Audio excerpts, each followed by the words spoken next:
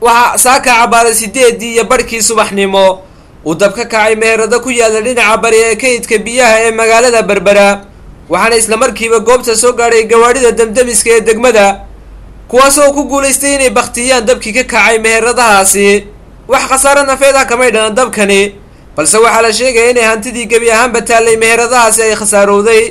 mas'uuliyiinta dawladda hoose ee degmada Berbera iyagu u gurmaday goobtani uu dabku qabsaday oo warbaahinta isla goobtaasi kula hadlay ayaa waxay ka warbixiyeen dabkani iyo waxyaalaha sababay inuu ka kaco meheradahani. bismillaahir rahmaanir rahiim howlgal baa ka socda halkan lagu baqtinayo dhul cooshaasha ay ku ganacsanayeen dadka bakhaarada ag degan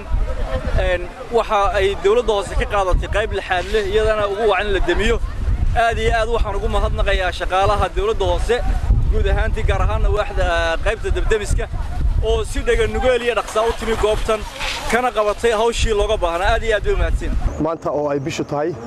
22kii bishii lixaad maalin sabti ah abaara saacadu markay ahayd 8 iyo barkii subaxnimo waxa uu dab ka kacay meherado ku yaala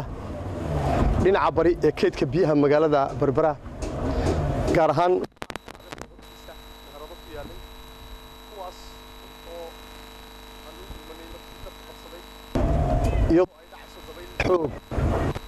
حوارة حوجة صعطة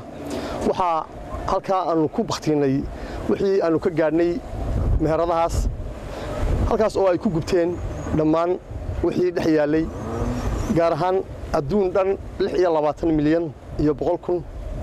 أو شيلين سومال لان يستيد بغل أو دولار أنت السوحة هاين مالد الدون وحي كوبتي خالد حسن نور بولشة تيفي مقالة بربرة.